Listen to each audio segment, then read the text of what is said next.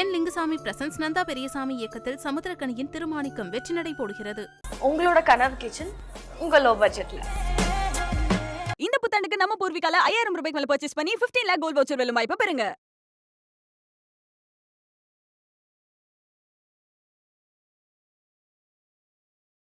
Extra medicine சேர்த்து மூலிகைகளை சேர்த்து சித்த முறைப்படி படம் போட்டு அந்த பாஷாணத்தோட இதெல்லாம் எடுத்துகிட்டு புதுசாக நான் 4 அடியில் பண்ணுறேன். 4 அடி பண்ணிட்டு வரேன், பண்ணி வச்சுட்டு வரேன். ஒரு வாரம் கழிச்சு திருப்பி அதை உடச்சிட்றாங்க, காலாண்டை உடச்சிட்றாங்க. அது இல்லாமல் நான் வெளியே வரும்போது என்னென்ன சிலைகளை அவர்கிட்ட ஒப்படைச்சிட்டு வந்தேன், என்ன நிலையில் இருக்குது, அதுக்கான வீடியோ ஆதாரமும் என்கிட்ட இருக்குது. அந்த ஊர் பொதுமக்களே ஒரு 4-5 பேர் வந்து எங்கிட்ட சொல்கிறாங்க, இது மாதிரி இந்த சிலை வந்து சேதம் அடைஞ்சிருக்கு, புதுசாக வந்து வெளிநாட்டிலேருந்து ஆள் வந்து கதவு பூட்டிடுறாங்க, யாருன்னு நின்று இருந்தால் வெளியே தள்ளிட்டு அவங்க கதவு பூட்டி.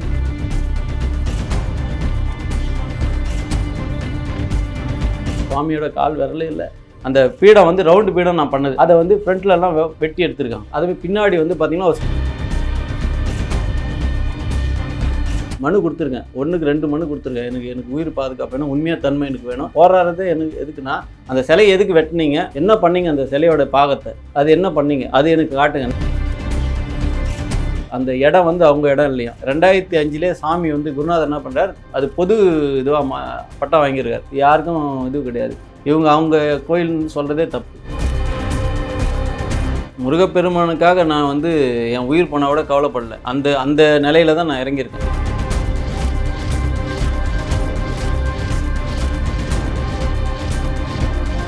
ஐபிசி தமிழ் நேயர்களுக்கு வணக்கம். குறிப்பாக வந்து தமிழ்நாட்டில் அஸ்தினாபுரம் அப்படின்னு ஒரு இடம் இருக்கிறது நிறைய பேருக்கு தெரியுமா இல்லையான்னு தெரியல. அங்கே ஒரு இடம் இருக்குது, அங்கே ஒரு சில விஷயங்கள் நடந்துட்டு இருக்கு. ஒரு முருகன் கோவிலில் நடந்த சில விஷயங்கள், அதுக்கு பின்னணியில் என்னென்ன நகர்வுகள், என்னென்ன பிரச்சனைகள் எல்லாம் இருக்குது அப்படிங்கிறத பற்றி நம்ம கேட்க போகிறோம். நம்ம வந்து நவபாசான ராஜமுருகன் திருக்கோவிலை சேர்ந்த திரு ரமேஷ் அவர்களிடம் இந்த கேள்விகளை எல்லாம் கேட்க போகிறோம். உண்மையாக அந்த கோவிலில் எந்த விதமான சிக்கல்கள், என்ன பிரச்சனைகள் எல்லாம் நடந்தது அப்படின்னு அவரே கேட்டு தெரிஞ்சுக்கலாம். ஐயா வணக்கம். வணக்கம். அஸ்தினாபுரத்தில், அதாவது தாம்பரத்துக்கும் பல்லாவரத்துக்கும் இடையில இருக்கிற அந்த பகுதியில் இருக்க முருகன் கோவில், அந்த முருகன் குரோம்பேட்டை பக்கத்தில் இருக்கிற அந்த முருகன் கோவில், அந்த முருகன் கோவிலோட வரலாறு அப்படின்னா என்ன? ஏன்னா அந்த கோவிலுடைய ஆரம்ப காலகட்டத்திலிருந்து நீங்க தான் அந்த கோவிலோட பயணிச்சிருக்கிறீங்க, சித்தர் பெருமானோடையும் பயணிச்சிருக்கிறீங்க. உங்களுக்கு தெரிந்த அந்த கோவிலினுடைய ஆரம்பகால வரலாறு அப்படின்னா என்ன? இலங்கையை சேர்ந்த அரிந்தார்கனியனார்னு ஒரு ஐயா இருந்தார். அவர் உருவாக்கின விதை தான் இந்த அளவுக்கு போய் இங்கே, அதாவது அஸ்தினாபுரம் சரி, நம்ம இங்கே நவபாஷான வடக்கு மலையம்பாக்கத்தில் இருக்க நவபாஷம் முருகர், அவரோட விதை தான் இது. அதோட தூண்கள் எல்லாம் இந்த அளவு நல்ல ஸ்ப்ரெட் ஆகிருக்கு. அரிந்தார்கனியனார் வந்து இலங்கையிலேருந்து இங்கே இந்தியாவுக்கு வந்தவர். அவர் சுதந்திர போராட்ட தியாகி. அவர்கிட்டேருந்து ஞானம் பெற்றவர். மருத்துவம், நவபாஷான கட்டலாம், அப்புறம் தியானம் எல்லாமே கற்றுத்தந்த நேரடியான சீடர் வடபாணி சித்தர்ன்றவர் கோபாலகிருஷ்ணன். அவர் வந்து கர்நாடகா மாநிலம் சுரத்துக்கள்ன்ற ஊர்லேருந்து வந்தவர். சிறு வயதிலேருந்து இங்கே வந்தவர். அவரோட ஹிஸ்ட்ரி ரொம்ப ரொம்ப அது போனால் வளர்ந்துகிட்டே போகும். ஸோ அவரோட ஹிஸ்ட்ரி.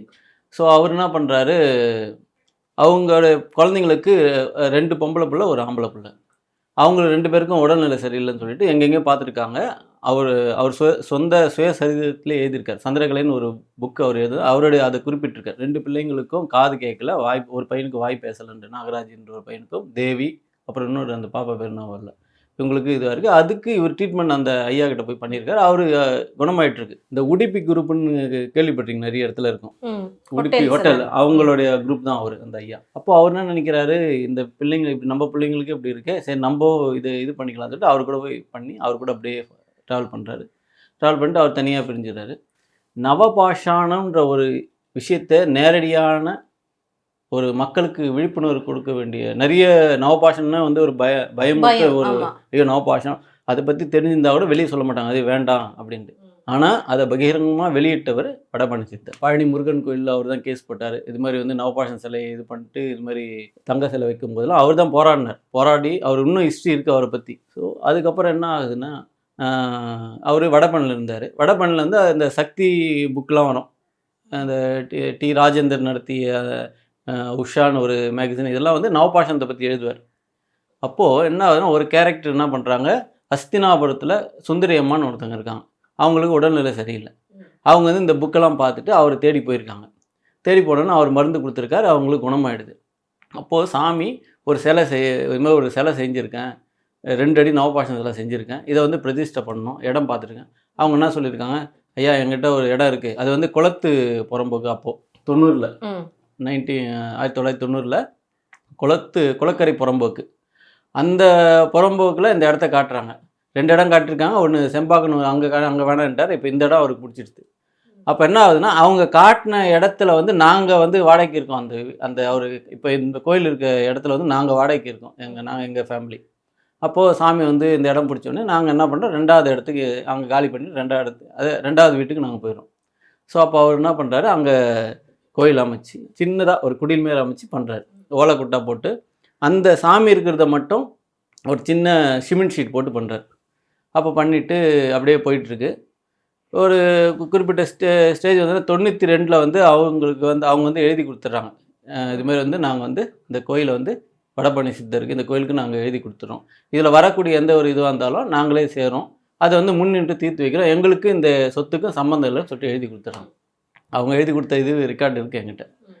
ஸோ என்ன ஆகுதுன்னா, நாள்பட அப்படியே போயிட்டுருக்கு. கோயில் வளர்ச்சி அடைஞ்சிருக்கு. நான் சின்ன வயசுலேருந்து அவர்கிட்ட ட்ராவல் பண்ணுறேன். தியானம், மருத்துவம் அவர்கிட்ட நேரடியாக, அதாவது கல்வத்தை நேரடியாக அரைக்கக்கூடிய இது என்கிட்ட கொடுத்தாரு. நிறைய பேர் வருவாங்க போவாங்க, ஆனால் மருந்து அரைக்கக்கூடிய விஷயத்தை என்கிட்ட அவர் கொடுத்தாரு.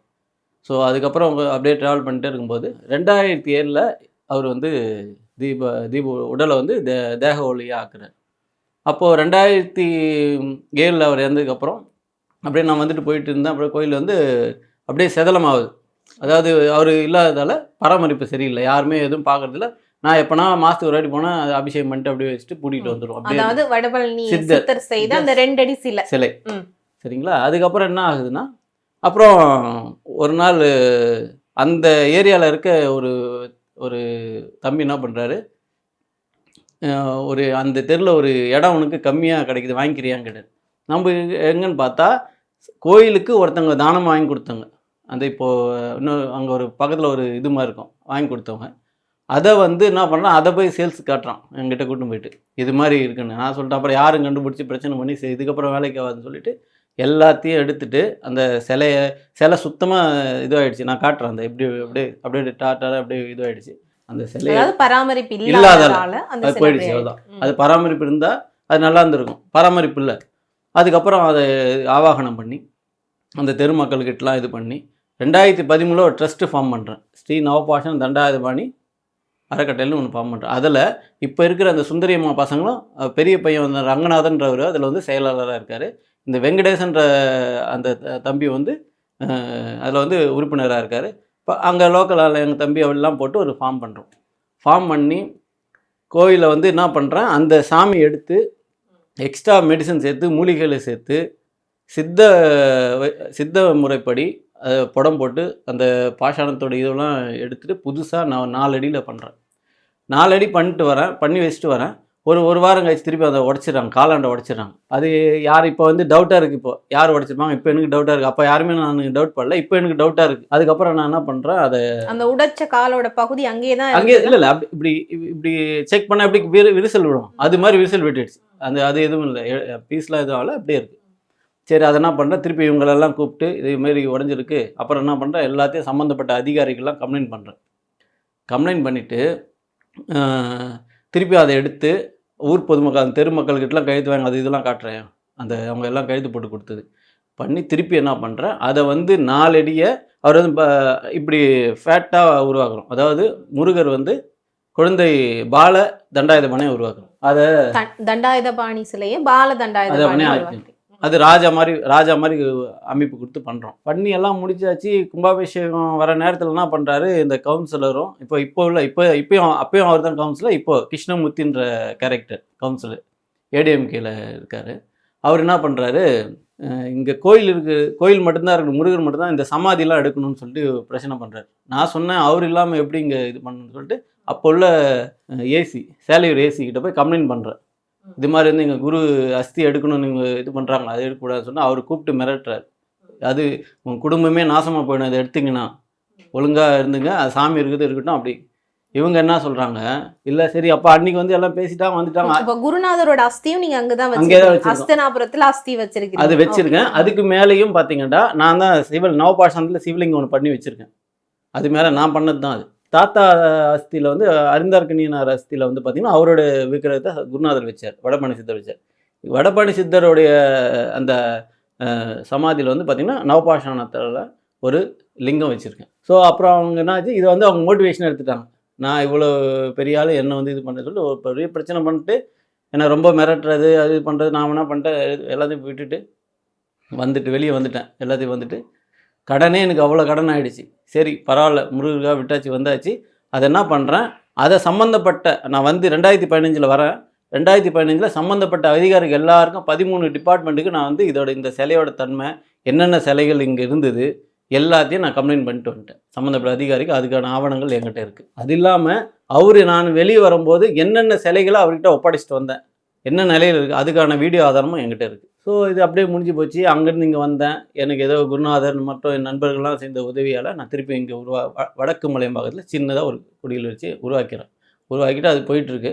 எந்த இடத்துல வந்து திருப்பியும் அந்த கோவில்ல சிக்கல்கள் இருக்கு, ஏதோ நடந்திருக்கு அப்படின்றது உங்களுக்கு எப்போ காதுக்கு வருது? அதாவது 16/9/2023 ஒரு பெட்டிஷன் அனுப்புகிறாங்க. திருப்பியும் 18/10/2024 ஒரு பெட்டிஷன் ஊர் பொதுமக்கள்.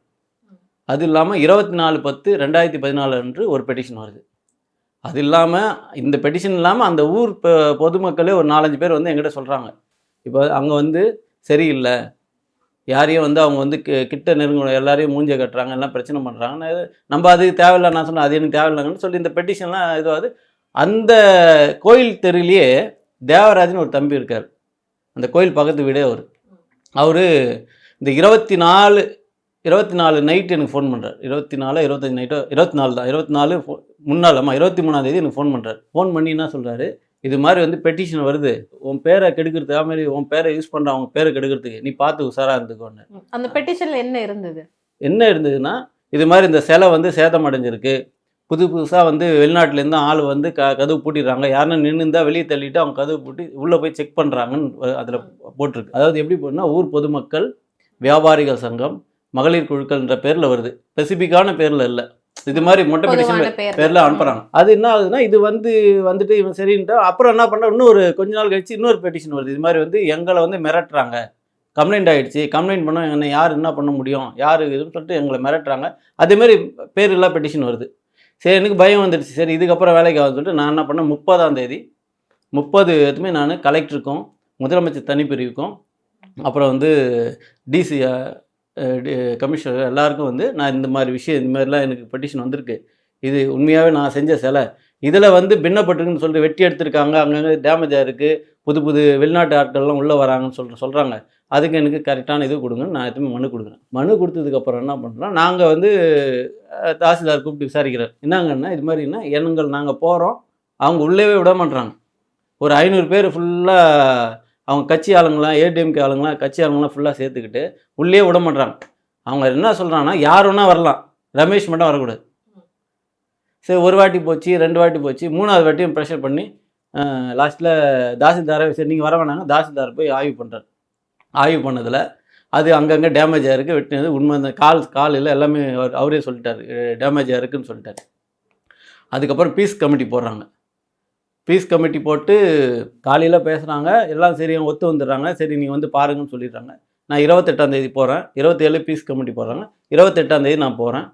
போயிட்டு எல்லாம் பேசி முடித்து பார்த்தா அந்த கால் விரலே இல்லை, சுவாமியோட கால் விரலே இல்லை.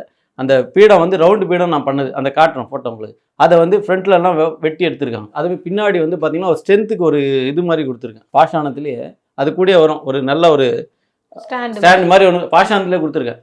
மேல் பாகம் இருக்குது, கீழ் பாகம் இருக்குது, சென்டர் பாகம் இல்லை. சரி நான் என்ன பண்ணுறேன், அங்கேயே கத்தி விட்டு வந்துட்டேன். சரி இதுக்கு முன்னாடி என்ன நடந்ததுன்னா, இந்த 20 பீஸ் கமிட்டி போட்ட அன்றைக்கி சாயந்தரம் கிருஷ்ணமூர்த்தி இங்கே நம்ம கோயிலுக்கு வந்தார். நம்ம கோயிலுக்கு வந்து நம்ம 2 பேரும் சொந்தக்காரங்க, இந்த ஒரு பிரச்சனை முடிச்சு விட்டுரு, இதோட நீ டேமேஜ்லாம் சொல்லாத, லைட்டாக டேமேஜாக இருக்குது சொல்லி நம்ம 2 பேரும் சேர்ந்து அந்த கோயிலை சரி பண்ணிக்கலாம், நீங்கள் அதுக்கு ஒத்து வந்துடுங்க ரொம்ப கெஞ்சினார். அது சரி ஓகே நம்ம இதுவாக நான் சொல்லிட்டேன், நாங்கள் 2 பேரும் ஒத்துமையாக போயிடுறோம், நாங்கள் இது பண்ணுறோம் சொல்லியாச்சு. அதுக்குள்ளே நைட்டு என்ன பண்ணுறானுங்க, எங்கள் தம்பிக்கு ஃபோன் பண்ணி கண்ணை காட்டினா போதும் ரமேஷ் அங்கேயே காலி பண்ணுறோம், வடக்கு மலையம்பாக்கத்தில் காலி பண்ணுறோன்னு ஒரு கொலமிரட்டில் விடுறாங்க தம்பி. சரி நான் ஓகே இதுக்கப்புறம் வேலைக்கு ஆகும், நான் திருப்பி எதுவுமே மனு அந்த பீஸ் கமிட்டி போட்டு 2வது நாள் என்ன பண்ணுறாங்க, அஸ்தினாபுரத்தில் பெரிய மேடை போடுறாங்க. இந்த இதை இந்த விஷயத்துக்காக பெரிய மேடை போட்டு இந்த அமைப்பு ஒரு முக்கியமான பேர் சொல்ல விரும்பலை. ஸோ அது கூட இவங்கெல்லாம் வந்து இந்த அறநிலைத்துறையை கண்டிக்கிறோன்னு என்ற பேரில் என்னையும் என் குடும்பத்தையும் என்னை சார்ந்தவரையும் இவங்க வந்து கொச்சப்படுத்தி அசிங்கமாக பேசி கொலை மிரட்டல் விடுற பாணியில் அவ்வளோ கேவலமாக பேசுகிறாங்க. நீ அப்படின்னு என்னென்ன பேசிட்டாங்க. சரி அது நடந்தவொடனே எனக்கு வந்து யோசனை பண்ணேன், சரி இதுக்கப்புறம் இங்கே இருந்த வேலைக்கு வந்து நான் திருப்பியும் கலெக்டர்கிட்ட போராட்டமாக ஒரு மனு கொடுக்குறேன். இது மாதிரி வந்து இவனுங்க பண்ணுறது என் உயிருக்கு ஆபத்து இருக்க மாதிரி தெரியுது, என்னை சார்ந்தவங்களோ என்னுடைய அறக்கட்டளை சார்ந்தவங்களோ நீங்கள் பாதுகாப்பு தரணும். அதனால் அவர் மனு கொடுத்தோடனே அவர் வந்து திருப்பியும் ஆய்வு பண்ணணும்னு சொல்லிட்டு ஆய்வு பண்ணுறார். நேரடியாக ஒரு ஆய்வு பண்ணார்.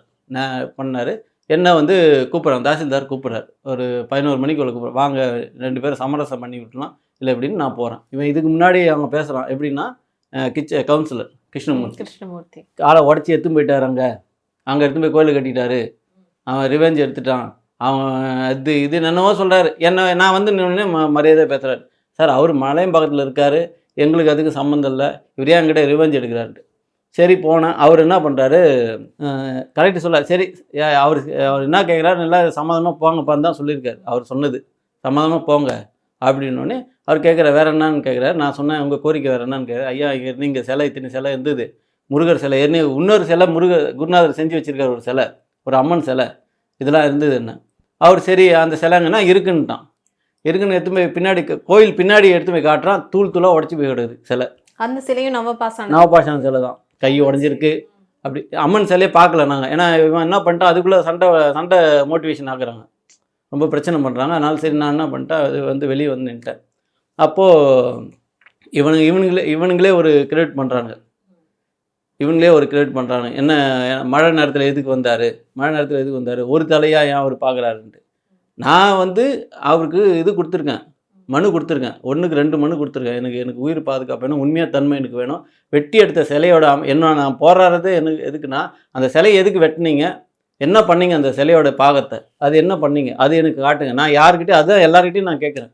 இது வரைக்கும் யாருக்கும் அதோட பதிலே ஒன்றும் வரல எனக்கு. ஸோ என்ன ஆகுது, அதுக்கப்புறம் என்ன பண்ணுறாங்க, ஒரு இந்த அமைப்பு சொன்ன பார்த்தீங்களா, அவர் உடனே ஒரு யூடியூப் வெளியிடுறார்.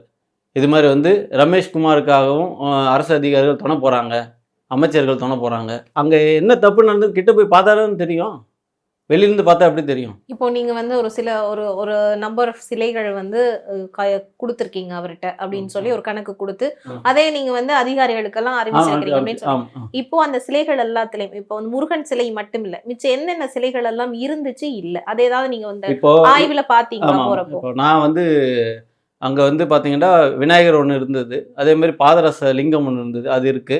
அதே மாதிரி நான் செஞ்ச குட்டி சிவன் அங்க இருந்தது, தாத்தாவுடைய உருவம் அங்கே இருந்தது. அடுத்தது இப்போ இந்த பின்னப்பட்ட அந்த 1.25 அடி பின்னப்பட்ட சிலையும் அங்கே இருந்தது.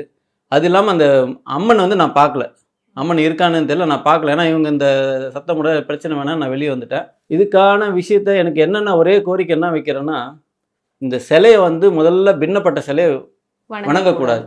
எங்கள் குருநாதர் சொன்னார் என்கிட்ட, அஸ்தினாபுரத்தை அஸ்திபுரமாக்க வேண்டும். அதே மாதிரி தான் அஸ்திபுரம், அவங்க 2 பேரும் அஸ்தியாக தான் அந்த அஸ்தினாபுரத்தில் இருக்காங்க. இதுவும் இது மாதிரி இன்னும் எதனா பாதிப்படைய போதுன்னு நான் போராடுறேன். இந்த மக்கள்கிட்ட இவனுங்க என்ன சொல்கிறானுங்க, இவர் வந்து அந்த சிலையை வந்து அபகரிக்க தான் திட்டம் போட்டு தான் இதுமாரிலாம் பண்ணுறாங்க, அவதூறு பரப்பிட்டுருக்காங்க. எனக்கு அதுமாதிரி தேவையே வேணாம்.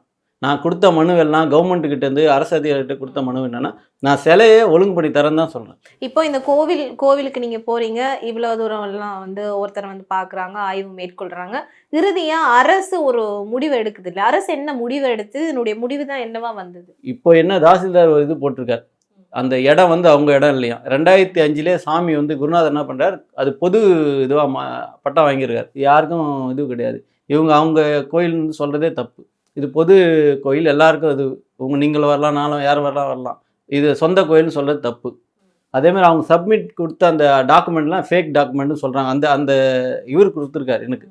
அதேமாதிரி இதுமாதிரி 2 அடி இந்த ஏற்கனவே பின்னாடி உள்ள சிலையை உடைச்சிருக்காங்க. இதை வந்து HRNC எடுத்து நடத்தணும்னு அவர் சொல்லியிருக்காரு. இதுக்கப்புறம் என்ன முடிவு எடுக்கும் கவர்மெண்ட்டுக்கிட்ட தான் இருக்குது, நம்ம கையில் இல்லை. ஆனால் எது நடந்தாலும் சரி சிலையை நம்ம ஒழுங்கு பண்ணி ஆகணும். ஏன்னா இது ஒரு அரிய வகையான சிலை. இதுக்கப்புறம் என் உயிர் வந்து எப்படின்னு தெரியல, நம்ம இன்னைக்கு இருப்போம் நாளைக்கு இருப்போம்னா இறைவன் கண்டிப்பாக அங்கேயே இருப்பார். நம்ம அந்த சிலையை ஒழுங்கு பண்ணிட்டா, ஏன்னா உயிர் வந்து நிலையில்லாது, எப்படி வேணால் நடக்கலாம். ஆனால் வந்து சிலையை ஒழுங்கு பண்ணிட்டு கொடுத்தது தான் என்னோட ஆசை. அதான் நான் கவர்மெண்ட்டுக்கும் கோரிக்கை வைக்கிறேன். நிச்சயமா. அதாவது இப்போ இவங்க தாசில்தாரிடமிருந்து கவர்மெண்ட்டுக்கு ஒரு பரிந்துரை கொடுக்கப்பட்டிருக்கு. ஆமா. இந்த கோவிலை இந்து அறநிலையத்துறையினுடைய கட்டுப்பாட்டுல கொண்டு வரணும் அப்படிங்கிறது. நான் என்னோட கோரிக்கை என்ன சொல்றேன், இப்போ அவங்களே நடத்தினாலும் சரி, இல்லை கவர்மெண்ட் நடத்தினாலும் சரி, சிலையை ஒழுங்கு பண்ணி நடத்துற நல்லா இருக்கும். அதோட தன்மை இல்லை, அதுக்கு அந்த சுவாமிக்கு அந்த தன்மையும் இல்லை. ஏன்னா காலை வெட்டி எடுத்து, முதல் தப்பு காலை வெட்டி எடுத்தது. நான் அந்த பீஸ் எல்லாம் என்ன பண்ணீங்கன்னு கேட்குறேன். அந்த பீஸ் எங்க, அது என்ன பண்ணீங்க, முதல்ல உடைச்ச பார்த்து என்ன பண்ணீங்க? ஏன்னா இப்போ அவங்க பண்ணுற விதம்லாம் பார்த்தா எனக்கு சந்தேகமாக வருது. இவ்வளோ ஒன்றுமே இல்லை, சின்ன விஷயத்த கேட்குறேன், இவ்வளோ பெருசாக கொண்டு போயிட்டாங்க. மீட்டிங் போகிறது அவசியமே இல்லாது. ஒரு தனி மனுஷனுடைய நீ வந்து நியாயமான விஷயத்த என்ன தான் கேட்குறேன். நான் ஒன்று உங்ககிட்ட இருந்து பிடிங்க இந்த இதுவும் நான் இது பண்ணல, அது வேண்டாம். அதேமாதிரி ஊர் ஃபுல்லாக பரப்பி வச்சுருக்கோம். அந்த சிலையை உடச்சி எடுத்துன்னு போயிட்டு ஏதோ தேவைப்படுது எடுத்துன்னு போய், எனக்கு எதுக்கு, நான் உருவாக்கின சிலை எனக்கு எதுக்கு, நான் தான் இங்கே உருவாக்கி வச்சிருக்கேன். நாங்களும் வந்து நிறைய பேர்கிட்ட நேர்காணலாம் எடுக்கிறப்போ சொல்லுவாங்க, சிவலிங்கம் மட்டும் ஏதாவது சேதமடைந்தா சிவலிங்கத்தை வணங்கலாம் அப்படின்ட்டையும், அதையும் கடந்து எந்த ஒரு கடவுளுடைய திருமேனியை வந்து சிதிலமடைஞ்சாலோ அல்லது ஏதாவது ஒரு பிரச்சனையாக டேமேஜ் ஆயிருந்தோ அந்த சிலைகளை வணங்கக்கூடாது அப்படின்றது ஒரு நம்பிக்கை, அது ஒரு தாற்பரியம், அதுக்கான சில நிறைய விஷயங்கள் இருக்கலாம்.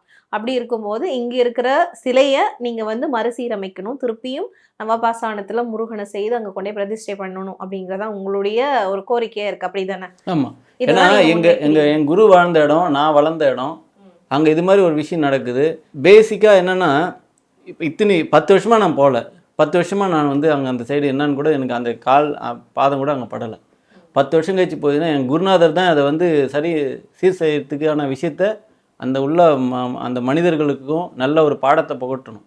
முருகப்பெருமானுக்காக நான் வந்து என் உயிர் போனால் கூட கவலைப்படலை. அந்த நிலையில தான் நான் இறங்கியிருக்கேன். அந்த பின்ன ஏற்படுத்தி கூடாது, அவங்க அதே வணங்குறாங்க. அந்த சிலையே அவங்க வெட்டி எடுத்துருக்காங்க. அவங்க எந்த அளவுக்கு கீழ்த்து இறங்கி போவாங்கன்னு இதுலேருந்து நீங்கள் தெரிஞ்சுக்கணும். ரெண்டாவது, அந்த ஊர் மக்கள் எல்லாம் என்ன சொல்லியிருக்காங்கன்னா, இந்த வந்து ஒரு தப்பான கண்ணோட்டத்திலே கொண்டு போயிட்டாங்க. ரமேஷ் வந்து அதை வந்து கொண்டு போயிடுறாரு. எப்படி கொண்டு போக முடியும்? ஏன்னா இதுவா ரோட்டில் வைக்கிற இதுவா, எடுத்து போயிடலாம் என்னது? அதாவது அவங்களுடைய அந்த அரசியலுடைய இது அவர் காட்டுறாரு. இப்போ நீங்கள் வந்து அதை மறுசீரமைப்பு செய்யணும், அதை வந்து திருப்பியும் வந்து இப்போ அதை வந்து சிலையாக வடிக்கணும் அப்படின்னு சொன்னால் நீங்கள் அதே இடத்துலயே உங்களால் அங்கேயே தான் பண்ணுறேன்றேன். நான் வந்து அப்புறம் இங்கே எடுத்து போயிட்டேன்னு சொல்கிறானுங்க. அங்கேயே நான் அதே இடத்த சீரமைக்கிறேன்னு தான் சொல்கிறேன். ரெண்டாவது, அந்த உள்ள மக்களுக்கு முதல்ல ஒரு அவேர்னஸ் வேணும். ஃபஸ்ட்டு இந்த தப்பான விஷயத்தை அவங்க தூக்கி போடணும். நான் என்னுடைய நோக்கம் அது இல்லை. ஆனால் ஆரம்ப காலத்துல நீங்க சொன்னீங்க அந்த பெட்டிஷன்ஸ் எல்லாமே கொடுத்ததெல்லாம் அங்க இருக்கிற மக்கள் தானே கொடுத்தது, அதுதான் ஒன்றும் புரியலையே. அப்ப ஏன் இப்ப மக்கள் இப்போ அவங்களுடைய மனநிலை மாற்றத்துக்கான காரணம் என்ன? பெட்டிஷன்ல குறிப்பிட்டிருக்கிறீங்க, உள்ள வர்றாங்க போறாங்க, நிறைய வெளிநாட்டவர்கள் வராங்க, கதவை பூட்டி கொள்றாங்க, இந்த மாதிரியான விஷயங்கள்லாம் நடக்குது, அவங்களுக்கும் சில மிரட்டல்கள் நடந்தது அப்படின் போது இப்போ மக்களுடைய மனநிலை மாற்றம் உங்களால மக்களோட பேச முடியலையா? அதாவது அவர் வந்து அது மாநகராட்சி கவுன்சிலர், நான் சாதாரண ஒரு மனுஷன், எப்படி நான் போய் பேச முடியும்? அவ்வளவுதான் வித்தியாசம். இறைவன் கண்டிப்பா குருநாதர். இப்போ எனக்கு இன்னும் ஒரு கேள்வி இருக்கு இதுல, என்ன அப்படின்னா, அந்த குறித்த நீங்க சொல்றீங்க இல்லையா, அந்த கவுன்சிலர் அப்படிங்கிற அந்த நபருக்கும் இந்த கோவிலுக்கும் அப்படி என்ன தொடர்புனா, அவங்க அம்மா தான் அந்த இடத்த கொடுத்துருக்காங்க, அவர் குறிப்பிட்டிருக்காங்க, எங்க அம்மா கொடுத்துருக்காங்க. ஆனா அவங்க சாமி வந்து அவங்கள வெளியேற்றும் போது அவங்க அந்த சைடு கோயில் சைடே வந்ததில்லை. சாமி இறந்ததுக்கு அப்புறம் தான் அவங்க வந்து அந்த கோயில் உள்ளே வராங்கன்னா ஐ மீன் இந்த மாதிரி நான் கோயில் கட்டிட்டு இருக்கேன். இப்போ அந்த குறிக்கப்பட்ட அந்த திருக்கோவில் இருக்கிற அந்த இடம் வந்து அவர்களுக்கு சொந்தமானது இல்லை அப்படின்னு கவர்மெண்ட் சொல்லிடுச்சு. அதான் உங்களுடைய குருநாதர் வந்து பொதுவான இடம் அப்படின்னு சொல்லி பட்டா வாங்கிட்டார். அவர் பேர்ல வச்சுக்கல, அந்த நவபாஷன் தண்டாதிபன் திருக்கோயில் பேர்லயே பட்டா. அது உங்களுக்கும் சொந்தம், எனக்கு சொந்தம், எல்லா மக்களுக்கும் சொந்தம். அது பொதுவான அனைவருக்கும் பொதுவான. அது வந்து என்னோட கோயில், நீ இனிமேல் சொந்தம் கொண்டாடக்கூடாதுன்னு சொல்றாங்க. என்னோட இது அது இல்லை. எனக்கு வந்து முருகப்பெருமானை ஒழுங்கு பண்ணி வைக்கணும். யார் ஒன்றா எடுத்து நடத்திங்க, எனக்கு அதை பற்றி கவலை இல்லை. எனக்கு கவர்மெண்ட் எடுத்து நடத்தினாலும் சரி, இல்லை அவங்களே நடத்தினாலும் சரி, சிலையை ஒழுங்கு சீரமைச்சு நடத்துங்கன்றேன். நான் வேற எதுவும் சொல்ல வரல. நிச்சயமா உங்களுடைய வேண்டுகோள் அப்படின்றது போய் சேரவங்களுடைய காதுகளுக்கு போய் சேரும் அப்படின்னு சொல்லி நினைக்கிறேன். பல விஷயங்கள் நீங்க இந்த இதுல பகிர்ந்து கொண்டிருந்தீங்க. அந்த நவபாசான சிலைக்கெல்லாம் என்ன நடந்தது, இப்படியெல்லாம் நடக்குமா, இப்படியான விஷயங்கள் எல்லாம் பல வேற இடங்களோட எல்லாம் கனெக்ட் பண்ணி பார்க்கக்கூடியதாக கூட இருக்கு. இந்த நேர்காணலுக்கும் இந்த நேரத்துக்கும் ரொம்பவே நன்றி. நன்றிமா. என் லிங்குசாமி பிரசன்ஸ் நந்தா பெரியசாமி இயக்கத்தில் சமுத்திரக்கனியின் திருமாணிக்கம் வெற்றி நடை போடுகிறது. உங்களோட கனவு கிச்சன் உங்கள் லோ பட்ஜெட்ல. இந்த புத்தாண்டுக்கு நம்ம பூர்விகால 5000 ரூபாய்க்கு மேல பர்ச்சேஸ் பண்ணி 15 லேக் கோல்ட் வவுச்சர் வெல்லும் வாய்ப்பு பெறுங்க.